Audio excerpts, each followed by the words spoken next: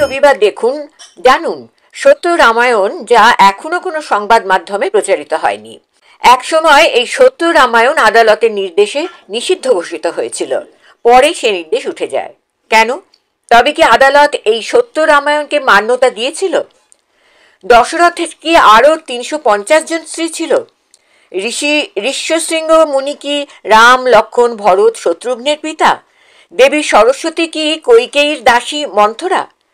নারদের অভিশাপেই কি বিষ্ণুর মর্তে রাম হয়ে জন্মগ্রহণ? সীতা কি সম্মতি দিয়ে রাবণের সঙ্গে লঙ্কায় যান? রাম কি লক্ষ্মণকে হত্যা করতে চেয়েছিলেন? এমন অনেক অজানা তথ্য জানতে দেখুন সত্য রামায়ণ দিগদর্শন চ্যানেলে। প্রতি রবিবার রাত 10টায় প্রকাশিত হবে। লগ ইন করুন, সাবস্ক্রাইব, বেল আইকন ছুঁয়ে গ্রাহক হন। The information provided by the speaker, presenter on the IDSC platform is for general information purposes only.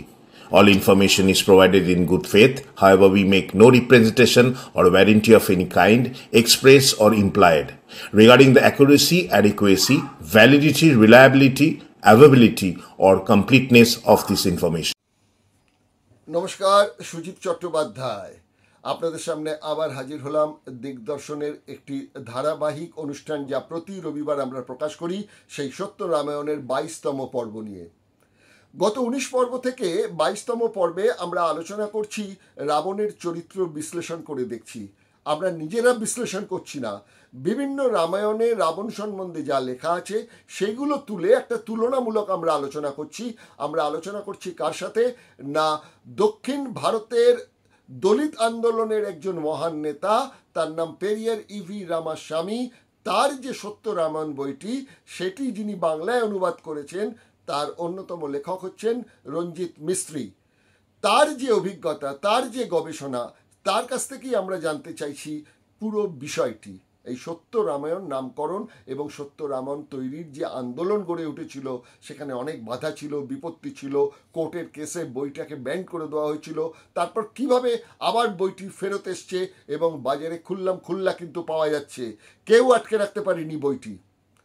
তো যাই হোক, আমরা ফিরে আসি আমাদের বক্তব্যে। 22তম পর্বেও কিন্তু আমরা রাবণকে নিয়েই আলোচনা করব এবং যুক্তি এবং তথ্য নির্ভর আলোচনা করব। পুরো অনুষ্ঠানটা যদি আপনারা দেখেন তাহলে বুঝতে পারবেন। আর যারা নতুন এবার জয়েন করলেন এখানে, তাদের কাছে রিকোয়েস্ট করব যে আপনারা একটু দেখুন বিষয়টা, ভাবুন, একটু দেখুন, তারপর আপনাদের মন্তব্য জানান। যদি কোনো জায়গায় মনে হয় যে হ্যাঁ আমরা কোনো ভুলভাল তথ্য দিচ্ছি, নিশ্চয়ই কড়া মন্তব্য করে আমাদের কাছে জানান। আমি কিন্তু আপনাদের কাছে কথা দিচ্ছি যে একটি কথা আমাদের বানানো নয়, যা রয়েছে বইপত্রে সেগুলোই আপনাদের কাছে তুলে ধরছি। হ্যাঁ, বিচারের ভার তো নিশ্চয়ই আপনাদের ওপর, এখানে আমরা কেউ না, আমাদের তথ্য আপনাদের সামনে তুলে ধরা কাজ। আমরা দেখতে পাচ্ছি 1802 সালে প্রথম কৃত্তিবাস মুখোপাধ্যায় ওরফে ওঝা বাংলায় রামায়ণ ছাপার অক্ষরে লিখলেন। নাম ছিল রামের পাঁচালী, মানে একটা পয়ারের ছন্দবদ্ধ একটি কাব্যের মতন। তারও 24 বছর আগে 1778 সালে কিন্তু প্রথম একটা বাংলা বই বেরোয়, a grammar of the Bengali language, প্রথম বাংলা বইটা সেটা বেরোয়। তার 24 বছর বাদে কিন্তু এই কৃত্তিবাস ওঝার রামায়ণটি বেরোয় বাংলা হরফে, মানে ছাপার অক্ষরে বেরোয়। তো এই বইটা যখন বেরিয়েছিল তখন কিন্তু আমাদের বাংলার ব্রাহ্মণ্য সমাজ খুব রেখে গিয়েছিল। তারা কৃত্তিবাসকে সর্বনেশে নাম দিয়েছিলেন। কেন রেখে গিয়েছিলেন? কেন তারা বলেছিলেন সংস্কৃত ভাষার ওপর লেখা, এটা ব্রাহ্মণরাই অধ্যয়ন করবে, ব্রাহ্মণরাই পড়াশোনা করবে। কতক ঠাকুররা এসে সেটা তাদের মানে করে সাধারণ মানুষকে বলবেন। সাধারণ মানুষ কেন সেই সংস্কৃত বই তো তারা জানে না সংস্কৃত, সুতরাং তাদের জন্য কেন বাংলায় বই লেখা হবে? তারা কেন নিজেরা বই পড়তে যাবে? আমাদের মুখ দিয়ে শুনবে। সুতরাং কৃত্তিবাসের ওপর তারা রেগেছিলেন। আর কৃত্তিবাসও ছিলেন একজন ব্রাহ্মণ, কিন্তু তার তো মনের একটা ইচ্ছে ছিল কবি হিসেবে তিনি নিজেকে নাম করবেন। তো অনেকে বলেন যে এই কবি হিসেবে নাকি রাজা গণেশ ভাদুরী ছিলেন গৌড়েশ্বর, তার কৃপায় নাকি তিনি এই লিখবার অনুপ্রেরণা পেয়েছিলেন। আজকাল কিন্তু অনুপ্রেরণা শব্দটা সব জায়গায় ব্যবহার হয়, আমি তাই অনুপ্রেরণা শব্দটাই ব্যবহার করলাম। কিন্তু যে বিজেপির নেতারা বা হিন্দুত্ববাদী দলের নেতারা এত রামায়ণ নিয়ে কথা বলেন, বাংলার রামায়ণ লেখার জন্য কৃত্তিবাস ওঝা ওরফে মুখোপাধ্যায়কে প্রথম কে অনুপ্রেরণা জানালেন? না, অনুপ্রেরণাতে জাগালেন কে? না, রাজা গণেশ নয়, রাজা গণেশের ছেলে যদু। যিনি কিনা পরবর্তীকালে মুসলিম ধর্ম গ্রহণ করে জালালউদ্দিন নাম নিয়েছিলেন, কিন্তু নিজে মুসলিম হলেও বাঙালি প্রজাদের কথা তিনি ভেবেছিলেন। আর যদি বাঙালি প্রজাদের কথা নাই ভেবে থাকেন, বলা হয় তিনি নাকি ছিলেন প্রচণ্ড অত্যাচারী। যদি তিনি অত্যাচারী হয়ে থাকেন, তাহলে আমাদের কাছে যা নথি আছে আমরা দেখতে পাচ্ছি যে তখন কিন্তু তিনি আরেকজন যে পণ্ডিত ছিলেন, তার নাম হচ্ছে বৃহস্পতি মিশ্র, তাকে কিন্তু তার কাব্য রচনার জন্য তাকে সুলতান পদবি দিয়েছিলেন এই জালালউদ্দিন। এটাতেই অনুপ্রাণিত হয়ে কৃত্তিবাস মুখোপাধ্যায় ওরফে ওঝা সোজা চলে যান এই গৌড়েশ্বর জালালউদ্দিনের কাছে, গিয়ে সাহায্য চান এই বইটি লেখার ব্যাপারে। জালালউদ্দিন তাকে সাহায্য করেন, এরকম একটা তথ্য রয়েছে। কিন্তু কোথাও কৃত্তিবাস কিন্তু উল্লেখ করেননি, গৌড়েশ্বর বলে উল্লেখ করেছেন। জালালউদ্দিন তিনি একজন মুসলিম শাসক, তার নামটা তিনি উল্লেখ করেনি। কিন্তু হিসেবপত্র করে যদি দেখা যায় কৃত্তিবাসের জন্ম কবে, তিনি কিভাবে গেলেন, গৌড়েশ্বরে গেলেন, তার সময়কাল যদি ধরা যায়, সেই সময় গৌড়েশ্বরের রাজা কে, কেন তখন গণেশবাবু নেই, গণেশ ভাদুরী নেই, গণেশ ভাদুরীর ছেলে যদু মুসলিম ধর্ম গ্রহণ করে সেখানে জালালউদ্দিন নাম নিয়ে শাসন করছিলেন। এসব কিন্তু তথ্য কিন্তু ইতিহাস যারা জানেন তারা খুঁজে বার করতে পারবেন। যাই হোক, আমরা এই 22তম পর্বে সোজাসুজি চলে যেতে চাইছি আমাদের লেখক রঞ্জিত মিস্ত্রির কাছে।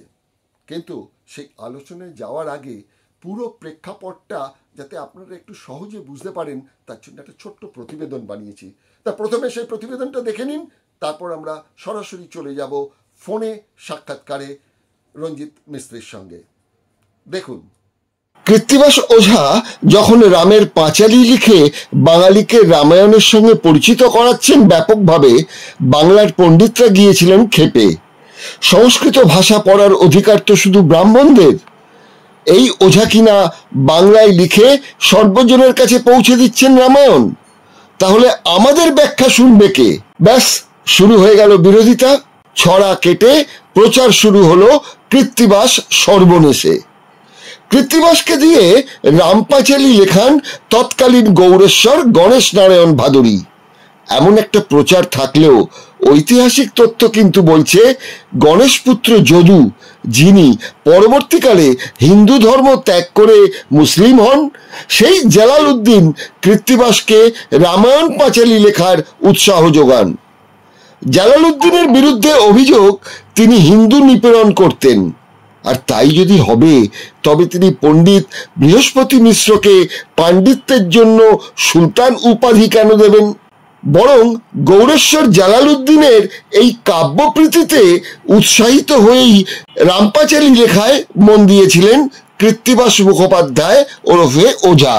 সত্যরামায়ণ অনুষ্ঠানের বেশ কয়েকটি পর্ব ধরে রাবণ চরিত্র বিশ্লেষণ করা হচ্ছে। মজার কথা, বাল্মীকি নারী হরণের দায় দিয়ে রাবণ চরিত্র সৃষ্টি করলেন বটে, কিন্তু রাবণকে মদ্যপ দেখালেন না, বরং রাম ও সীতা যে মদ্যপ ছিলেন তাই লিখলেন। গবেষক দীপা বন্দ্যোপাধ্যায় তার মহাকাব্যের রসুই ঘরে গ্রন্থে মহাকাব্যে মদ্যপান নিবন্ধে 59 নম্বর পৃষ্ঠায় রামায়ণের যুগে বানর, রাক্ষস ও নরের মদ্যপানের কথা বলতে গিয়ে বাল্মীকি রামায়ণের উদ্ধৃতি দিয়েছেন। তিনি স্পষ্ট লিখেছেন, শ্রীরাম তার ভার্যা সীতার হাতে তুলে দিচ্ছেন ময়ূরে ও সুরা। রামায়ণে স্বর্ণমৃগের খোঁজে রাম জঙ্গলের গভীরে গেলে স্বর্ণমৃগরূপী মায়াবী রাক্ষস রামের কণ্ঠস্বর নকল করে ডাকতে লাগলো। অমঙ্গল কামনায় সীতা লক্ষ্মণকে বললেন দ্রুত রামের খোঁজে যেতে। লক্ষ্মণ রাজি না হওয়ায় অশ্লীল ভাষায় লক্ষ্মণকে গাল দিলেন সীতা। বাধ্য হয়ে লক্ষ্মণ গেলেন রামের খোঁজে। কুটিরের চারপাশে তিনি লক্ষণ রেখা টেনে রেখা পার করতে নিষেধ করে গেলেন সীতাকে। আর এই লক্ষণ রেখা পেরিয়েই সীতা ব্রাহ্মণরূপী ছদ্মবেশী রাবণকে ভিক্ষা দিতে গিয়ে অপহৃতা হলেন। এরকম একটা গল্পে আমরা কিন্তু বিশ্বাসী, অথচ বাল্মীকি রামায়ণে এমন লক্ষণ রেখার কোনো উল্লেখ নেই। রামায়ণে বাল্মীকি কোথাও রামের অকাল বোধনের কথাও লেখেননি, অথচ বাঙালি সেই রামের অকাল বোধনের গল্পে বিশ্বাস করে দুর্গাপুজো শুরু করে দেয়। আজ নাকি সেই পুজো বাঙালির জাতীয় উৎসব হয়ে উঠেছে। তবে হ্যাঁ, অকাল বোধন যদি করে থাকেন, করেছিলেন রাবণ। রাম রাবণের যুদ্ধে ব্রহ্মার বরে বীর কুম্ভকর্ণ ছিলেন 6 মাসের জন্য ঘুমিয়ে। যুদ্ধের প্রয়োজনে রাবণ তাকে অকালে জাগিয়ে তোলেন। সে অর্থে ভাইকে অকাল বোধন তো রাবণই করেছিলেন। 22তম পর্বে আমরা দক্ষিণ ভারতের দলিত আন্দোলনের সেরা নায়ক পেরিয়ার ইভি রামাস্বামীর সত্য রামায়ণ গ্রন্থের অনুবাদক সমাজকর্মী রঞ্জিত মিস্ত্রির সঙ্গে ফোনে আলোচনা করে জানব রাবণ সম্পর্কে আরো বেশ কিছু অজানা তথ্য। নমস্কার রঞ্জিত বাবু, দিগদর্শন থেকে সুজিত চট্টোপাধ্যায় বলছিলাম। হ্যাঁ বলুন, আমি রঞ্জিত মিস্ত্রি বলছি। আবার সপ্তাহর শেষ রবিবার, প্রতি রবিবার আমরা কিন্তু প্রচারিত করছি সত্য রামায়ণের নতুন নতুন পর্ব। এবার 22তম পর্বে আমরা পদার্পণ করলাম। গত 21 সপ্তাহ ধরে আমরা সত্য রামায়ণকে পরিবেশন করছি আমাদের গ্রাহক এবং দর্শক বন্ধুদের কাছে। 19 পর্ব থেকে আমরা যেটা শুরু করেছি সেটা হচ্ছে যে রামায়ণের দুটি মূল চরিত্র, রাম এবং রাবণ। রাবণের চরিত্র বিশ্লেষণে আমরা কিন্তু 19তম পর্ব থেকে শুরু করেছি। এটা 22তম পর্ব। আরো কয়েকটি পর্ব আমাদের লেগে যাবে রাবণ এবং রাবণের পারিবারিক পরিচয়টা এবং রাবণের যে রাজধানী, যেখানে রাজপ্রাসাদ, সে সম্বন্ধে আলোচনা করতে গিয়ে আজকে আপনার কাছে আমার যেটা প্রথম প্রশ্ন সেটা হচ্ছে, রামায়ণে বাল্মীকি রাবণকে একজন কিডন্যাপার তো বানিয়েছেন, যেহেতু সীতাকে হরণ করেছেন, কিন্তু তাকে যেমন মানে নারী লোভী হিসেবে বর্ণনা রয়েছে, কিন্তু কোথাও তাকে মদ্যপ হিসেবে কিন্তু রাখেননি বাল্মীকি। উল্টে রাম এবং সীতাকে তিনি বলেছেন যে এরা দুজন ময়ূরেও মদ্যপানে খুব অভ্যস্ত ছিল। এটা আমার কাছে অবাক লেগেছে যে রাবণকে কিডন্যাপার বানানো হলো, যে রামকে পুরুষোত্তম বানানো হলো, সেখানে রাবণকে তো মদ্যপায়ী দেখানো হলো না এবং বলা হলো যে রাবণ নাকি মদ্যপানের বিরুদ্ধে ছিলেন। কিন্তু রাম, সীতা এবং অযোধ্যায় মদের ছড়াছড়ি ছিল, এরকম কিন্তু বাল্মীকি রামায়ণে আমরা পাচ্ছি। তা হঠাৎ রাবণকে যখন ভিলেনই বানালেন, মদ খাওয়াটা আটকে রাখলেন কেন? হ্যাঁ, এটা একটা ইন্টারেস্টিং ব্যাপার হচ্ছে। এটা যেহেতু বৌদ্ধ ধর্মের ওখানে প্রভাব ছিল, হ্যাঁ, আর ওখানে যতই মুনি ঋষিরা যেত, যারা ওখানে তাণ্ডব করত, তাদের বিরুদ্ধে ও প্রতিবাদ করার ফলে রাবণকে এই ধরনের ট্যাগ দেওয়া হয়েছে। আসল ব্যাপারটা এখানটাই। আপনি দেখবেন পুরো রাবণকে, রাবণের চরিত্র, রাবণের সবকিছু, রাবণ সুরাপান করেন না, এই সমস্ত গুণগুলো তার মধ্যে রাখা হয়েছে, কিন্তু তার সঙ্গে সঙ্গে তাকে একজন ভিলেনও বানানো হয়েছে। কিন্তু আসল ব্যাপারটা এটা যে ওই লঙ্কা যে এটা রাজ্যটা, ওই সমস্ত রাজ্যটাই ছিল বৌদ্ধ ধর্মের প্রভাব এবং একটা উচ্চমানের সংস্কৃতি, এবং দুটাকে না বাল্মীকি দুটাকে ঠিক মিলিয়ে করতে পারেননি। একদিক থেকে রামকে বড় মহান বানানোর চেষ্টা করেছেন, কিন্তু রাবণের যে চরিত্র, রাবণ যে এত মহান, সেটাকে তিনি কিন্তু কখনো কিন্তু জিনিস করতে পারেনি একদম। এবং যার ফলে দেখা গেছে যে এই যে বিরোধটা আর্যদের সঙ্গে সেদের দক্ষিণ ভারতের অনার্যদের যে বিরোধটা, সেই বিরোধটা দেখতে পাবেন যে রাম বলুন আর মুনি ঋষিরা যাই বলুন, এই যে যজ্ঞ করে তাণ্ডব করা, সেক্সুয়ালি করা, অ্যাকশন করা কিংবা মদ্যপান করা, এই সমস্ত গুলাই ছিল তাদের। আর এর বিরোধিতা করার জন্য রাবণকে এই ধরনের ভিলেন বানানোর চেষ্টা করা হয়েছে। এটা বারবার রামায়ণে দেখানো হয়েছে, বাল্মীকি রামায়ণে বিশেষ করে। তো এটা যদি আমরা বলি তাহলে কি লঙ্কায় মদ্যপানের কোনো প্রথা ছিল না, মানে রেস্ট্রিক্টেড ছিল কি? হ্যাঁ, ম্যাক্সিমাম রেস্ট্রিক্টেড ছিল। আচ্ছা, লুকিয়ে চুরিয়ে কেউ খেলো কি না খেলো সেটা নয়, তবে কালচারালি ওখানে মদ্যপানটাকে নিষিদ্ধই ছিল, এটা দেখা যায়, যেটুকু বর্ণনা পাওয়া যাচ্ছে, তাই তো? যা বর্ণনা পাওয়া গেছে তাতে এইটাই দেখা গেছে যে ওখানে মদ্যপানটা কোনো মতেই স্বীকার্য নয়, এবং যারা করতো তাদের প্রতি মানে এই রাবণ কিংবা সরকার, সেই সময়কার যারা ছিল, তারা বিরোধিতা করতেন। আচ্ছা আচ্ছা, এবার একটু মজার বিষয় নিয়ে আলোচনা করতে চাইছি, সেটা হচ্ছে বলুন। রাবণকে কিন্তু আমরা পাচ্ছি খুব রসিক রাবণ। কেননা সীতার সঙ্গে যখন তার প্রথম সাক্ষাৎ হলো, তিনি তো সীতাকে চিনতেন না। যখন শূর্পণখার কাছে শুনলেন যে এরকম জঙ্গলেতে রাম লক্ষ্মণ সীতা নামে 3 জন আর্য বসতি করছে, সেখানে অপমানিত হয়েছে শূর্পণখা, তখন তাদের এই অপমানের বদলা নিতে তাদেরই ঘরের একজন নারীকে তুলে নিয়ে এসে অপমানের বদলা নেবেন, এরকম একজন রাজা ভেবেছেন। তা তখনকার দিনে তো আর্য অনার্য রাজারা টিট ফর ট্যাট এরকম নীতিতেই বিশ্বাসী ছিলেন। কিন্তু সীতাকে দেখার পর বাল্মীকি যে রামায়ণের বর্ণনা দিচ্ছেন, সেখানে তো দেখছি যে সীতার অঙ্গ বৈশিষ্ট্যের বর্ণনা দিয়েছেন, সেটা একটা শিল্পী সুলভ রসিকের মতো। তা এই রসিক রাবণ সম্বন্ধে কিছু বলুন না। এটা একটা ভালো অদ্ভুত কথা বলেছেন যে রাবণ, যেখানে বাল্মীকি যেভাবে রাবণকে প্রস্তুত করেছেন, সেখানে রাবণের বিভিন্ন চরিত্র। কখনো রাবণ খুব সৎ মানুষ, কখনো রাবণ দাম্ভিক মানে তার যে রাজ্য চালানোর যে তার রয়েছে, প্রভাব রয়েছে, সেখানে সে দাম্ভিকতা দেখিয়েছে। কারণ যেহেতু রাজা মহারাজারা তখন তো তাই করেছে, কিন্তু তার সঙ্গে সঙ্গে সামাজিক ভাবেও রাবণের কিন্তু অনেকগুলো চরিত্র রয়েছে। যখন মারা যায় তখন বিভীষণও কিন্তু রাবণের গুণগানে একেবারে মত্ত ছিলেন, যদিও তার ইচ্ছা ছিল রাজ্য দখল করার, কিন্তু তা সত্ত্বেও মৃত্যুর সময় কিন্তু সেও বিলাপ করেছে।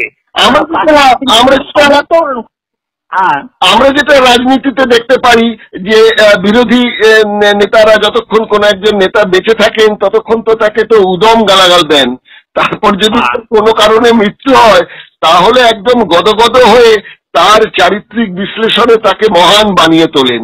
এটা আসলে হয়তো নিজেদেরই মহান বানানোর একটা প্রচেষ্টা, তাই নাকি? এর সামন্তী যুগে, বিশেষ করে সামন্তী যুগে এটা একটা প্রভাব ছিল যে মৃত্যুর আগে পর্যন্ত তাকে যত রকমের কলঙ্কিত করা যায় কলঙ্কিত চেষ্টা করেছে।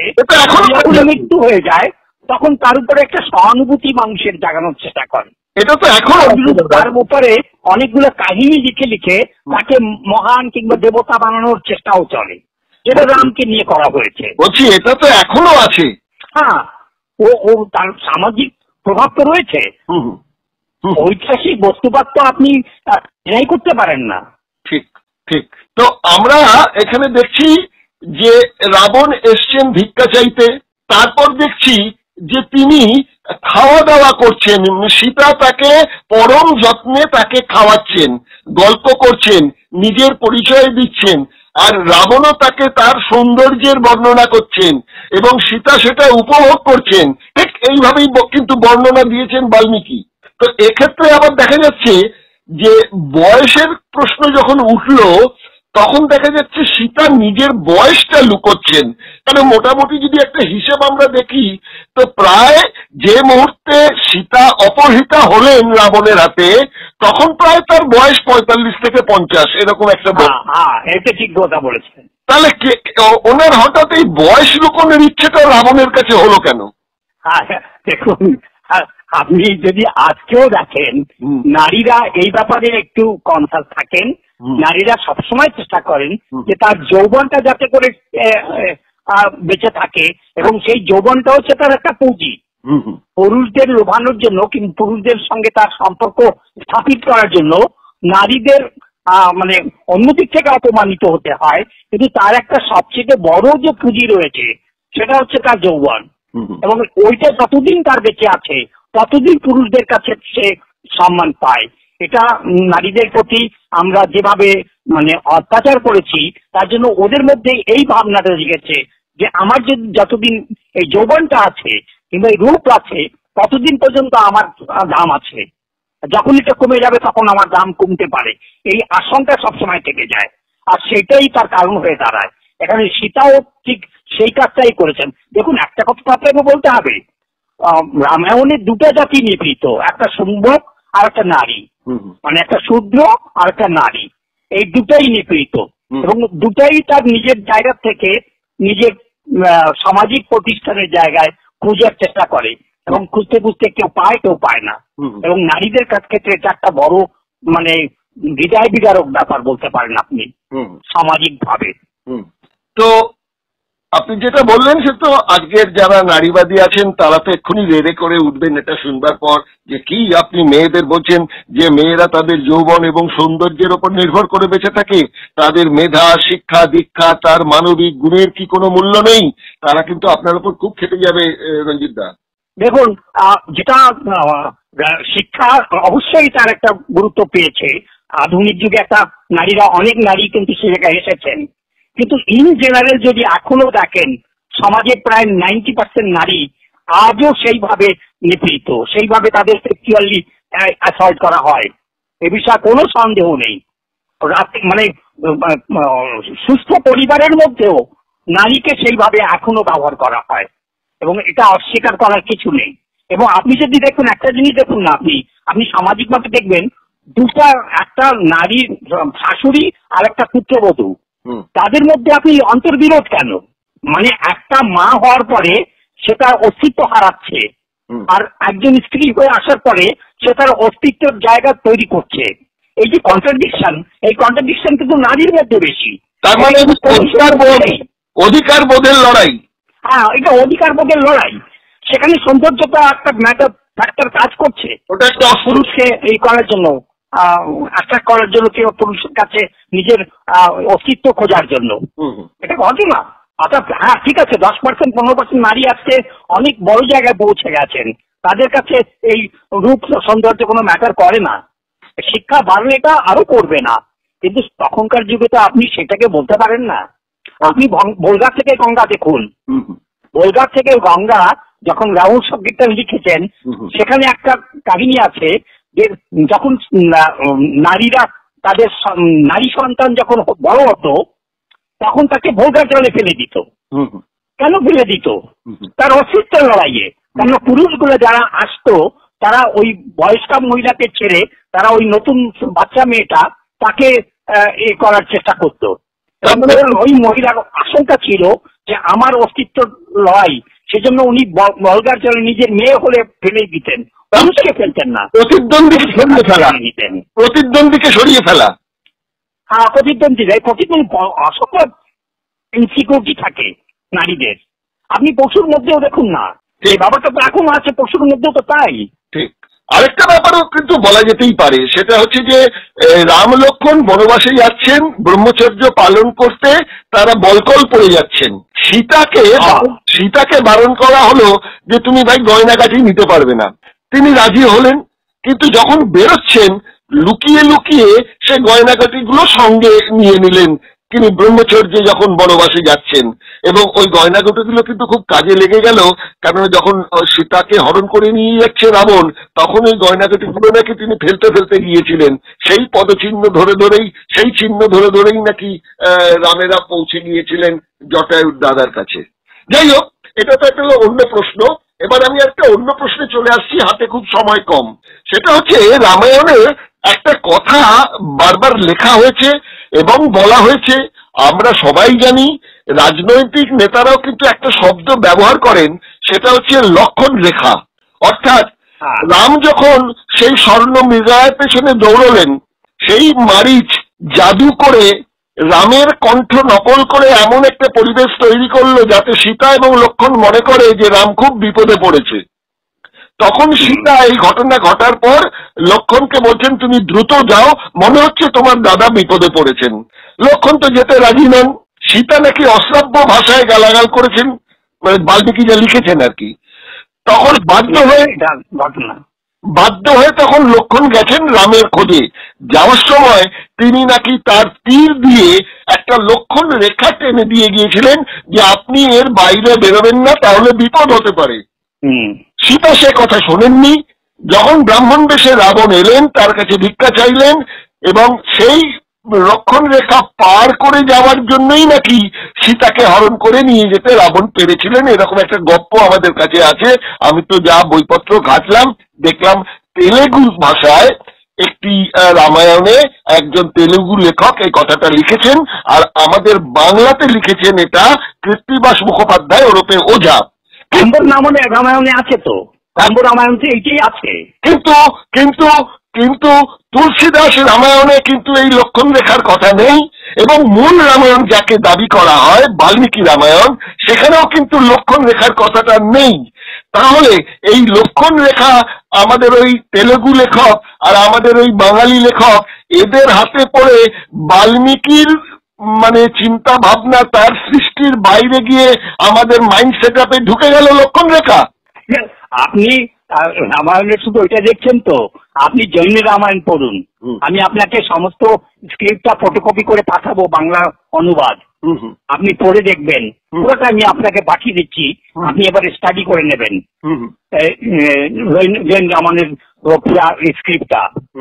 সেখানে আপনি দেখবেন যে কিভাবে মানে সম্পূর্ণভাবে বিভিন্ন জায়গায় এই করেছে, এটাকে পরিবর্তন ঘটিয়েছে।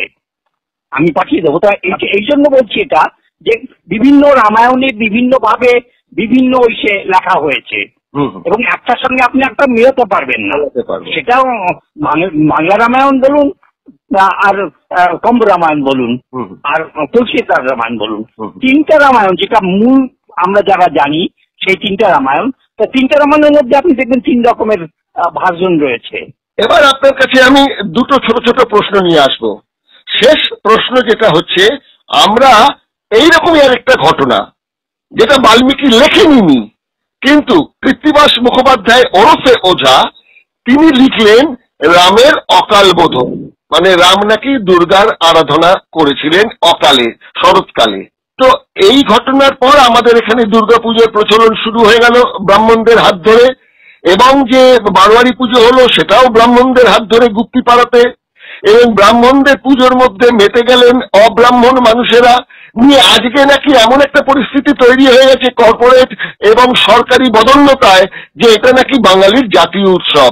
যে ঘটনাকে নিয়ে বাঙালির জাতীয় উৎসব বলা হচ্ছে মূল বাল্মীকি রামায়ণে তার কোনো উল্লেখই নেই। আমি যদি বলি যে যদি অকাল বোধন হয়ে থাকে তাহলে অকাল বোধন করেছিলেন রাবণ। কিভাবে করেছিলেন না, ব্রহ্মার বরে 6 মাস ঘুমিয়ে থাকা এবং 6 মাস জেগে থাকার ব্যাপার ছিল কুম্ভকর্ণের, রাবণের ভাইয়ের। যখন রাম রাবণের যুদ্ধ হচ্ছে তখন কুম্ভকর্ণের ঘুমিয়ে থাকার 6 মাস। সে সময় ঢাক ঢোল পিটিয়ে তার নাকের কাছে কানের কাছে শব্দ করে নাকে সুরসুরি দিয়ে তাকে নাকি জাগিয়ে তোলা হয়েছিল। তাহলে তো বলতে হয় অকাল বোধন যদি কেউ করে থাকেন তাহলে সেই অকাল বোধন তো রাবণ করেছেন। আপনি কি বলবেন?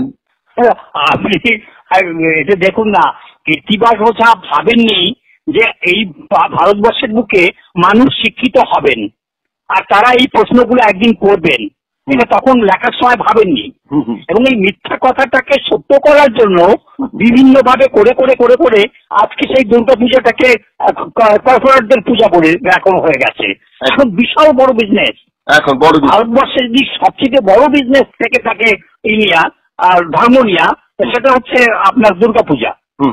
দুর্গাপূজা এমন ভাবে কর্পোরেটদের পূজা হয়ে গেছে, এখন একটা বিরাট অর্থনীতি কাজ করছে এর পিছনে, বিরাট ব্ল্যাক মানি, সমস্ত ব্ল্যাক মানিটাকে এখানে হোয়াইট করার একটা রাস্তা তৈরি হয়ে গেছে।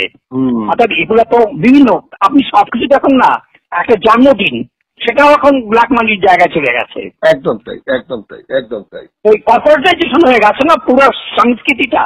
তাহলে আমি যেটা বলছিলাম যে তাহলে তো বলতে পারি অকাল বোধন যদি কেউ করে থাকেন তাহলে সেটা রাবণ করেছেন কুম্ভকর্ণকে অকালে জাগিয়ে। কুম্ভকর্ণ করেছেন, সেটাকে এখানে কনভার্ট করা হয়েছে, সেটাকে কনভার্ট করেছেন ইনি। আচ্ছা, আর ইনি বিক্রি করেছেন এটা। আচ্ছা, এবার আপনার কাছে আমার একদম শেষ প্রশ্ন, সেটা হচ্ছে এতক্ষণ তো আমরা রামায়ণের যুগে ছিলাম, এবার একটু আধুনিক যুগে চলে আসি। সেটা হচ্ছে দক্ষিণের দলিত আন্দোলনের মহান নেতা পেরিয়ার ইভি রামাস্বামী যখন বুঝলেন যে দলিত আন্দোলন করতে গেলে ব্রাহ্মণ্যবাদীরা যে গপ্প ছড়িয়ে মানুষের মনে পেনিট্রেট করার চেষ্টা করছে তার অন্যতম হচ্ছে রামায়ণ। সুতরাং এই রামায়ণটাকে একটু গবেষণা করে দেখতে হবে যে এর ভেতরের আসল ঘটনাটা কি। করতে গিয়ে বেলুনটা ফেটে গেল। এবং পরিষ্কার উনি দেখতে পেলেন যে ব্রাহ্মণ্যবাদী একটা চক্রান্তের ফসল হচ্ছে আমাদের এই রামায়ণ, এবং বাঙালি অনেকেও বড় বড় ঐতিহাসিক লেখকেরাও এটা স্বীকার করেছেন, তার লিস্টও আমার কাছে আছে। যাই হোক, আমার কাছে কথা যেটা হচ্ছে যে এই রামায়ণটাকে যখন পেরিয়ার দেবীস্বামী লিখলেন তার বিভিন্ন রামায়ণ ঘেঁটে, বইটাকে তো ব্যান করে দেওয়া হলো, সেটা করলো তখনকার কংগ্রেস সরকার। পরবর্তীকালে যখন কাশিরাম এই বইটি বার করে দলিতদের মধ্যে ছড়িয়ে দিতে লাগলেন, সেটা একটা পর্যায়ে গেল। তার শিষ্যা এবং ডট ডট ডট ডট আর কিছু বললাম না, সেটা হচ্ছে গিয়ে মায়াবতী, তিনি যখন ক্ষমতায় এলেন তখন যখন আবার এটাকে ব্যান করার একটা জায়গা তৈরি হলো বিজেপির তরফ থেকে, এবং কয়েকটা বই তাদের কাছে ছিল না, অংশ বিশেষ নিয়ে তারা এটা পোড়াবার ব্যবস্থা করলেন। ঠিক যেভাবে আমাদের আম্বেদকর সংবিধান পোড়ানোর কথা বলেছিলেন, মনুস্মৃতি পুড়িয়েছিলেন, একই কায়দায় তখন কিছু কাগজ এই জোগাড় করে সত্যরামায়ণ পোড়ানোর একটা ব্যবস্থা করেছিলেন বিজেপি। তখন এই মায়াবতী নাকি হাত তুলে বলে দিয়েছিলেন যে এই বই প্রকাশনার সঙ্গে আমাদের কোনো যোগাযোগ নেই, কিন্তু তার যে গুরু কাশিরাম, তিনি তো প্রত্যক্ষ সহযোগিতা করেছিলেন। তা মায়াবতীর তো এই বিশ্বাসঘাতকতা বলতে পারি দলিতদের সঙ্গে। মায়াবতী তো কাশিরামের সঙ্গে বিশ্বাসঘাতকতা করেছে। কাশিরাম যখন মারা গেছে, আমি তখন দিল্লিতে, কাশিরাম যখন মারা গেছে মানে হসপিটালে ভর্তি, বাঁচা হসপিটালে, তখন তাকে পুরা ঘিরে রেখেছে পুলিশ দিয়ে, তাকে তার বাড়ির লোকজন তো পর্যন্ত তাকে ঢুকতে দেয়নি। কাশিরামের শেষ জীবন অনেক করুণের জীবন গেছে, কোনো অবস্থায় কাশিরামকে বাইরে বেরোতে দেয়নি কিংবা কারোর সঙ্গে নিতে দেয়নি। এবং ও কুকিগত করে এই দলিত আন্দোলনের নামে নিজেকে প্রতিষ্ঠা করার চেষ্টা করেছে। এবং উনি সবসময় মানে পুরা ওই সময় ইন্ডিয়ান এক্সপ্রেসের একটা পত্রকার, তিনি খোঁজ নিয়ে রিসার্চ করে দেখেছেন যে পুরা উত্তর ভারতে কোন স্টলেই এই সাক্ষী রামায়ণের বই প্রকাশ করতে দেয়নি, সাহস পাননি এটা প্রকাশ করার। না, কেউ কোনো করেনি, ইনডাইরেক্টলি এগুলোকে কি করা ব্যান রেখেছে, ইনডাইরেক্টলি। ডাইরেক্টলি তো ইসের থেকে পারেনি, কোর্ট থেকে পারেনি, কিন্তু ইনডাইরেক্টলি তারা এই কাজটা করেছে। আচ্ছা, আপনি যে সত্য রামায়ণটা প্রকাশ করেছেন, তারপর কি আপনি এই হিন্দুত্ববাদী এবং রাম ভক্তদের কাছ থেকে কোনো কি ধমকি পেয়েছেন? হ্যাঁ, পেয়েছি আমি। এ ব্যাপারে অনেক আমাকে করা হয়েছে, ত্যাগ করা হয়েছে, এটা হচ্ছে, এ বিষয়ে কোনো সন্দেহ নেই। আচ্ছা, তো আগামী দিনেও আপনি এই ধরনের আরো তথ্য এবং মিথ্যা সংস্কৃতির নামে যা যা মিথ্যা তথ্য পরিবেশন করা হচ্ছে, আপনি আপনার সাধ্যমতো এগুলোকে প্রকাশ করার চেষ্টা চালিয়ে যাবেন, তাই তো? অবশ্যই আমি করবো এটা, আর আমি একদম জীবনের শেষ দিন পর্যন্ত লড়াইটা লড়বো, যতটা আমার দ্বারা সম্ভব। ঠিক আছে রঞ্জিত বাবু, আজকে সময় একদমই শেষ। আমরা এখানে এই পর্বটা 22 নম্বর পর্বটা শেষ করছি। আগামী রবিবার আবার 23 নম্বর পর্ব নিয়ে রাবণ এবং রাবণের পরিবার এবং রাবণের যে রাজ্য সে সম্পর্কে আরো কিছু অজানা তথ্য আপনার কাছে আমরা জানবো। আজ এখানেই শেষ করছি। অনেক অনেক শুভেচ্ছা রইল। নমস্কার। ধন্যবাদ আপনাকে, অনেক অসংখ্য ধন্যবাদ। নমস্কার। নমস্কার। ঠিক আছে, আচ্ছা।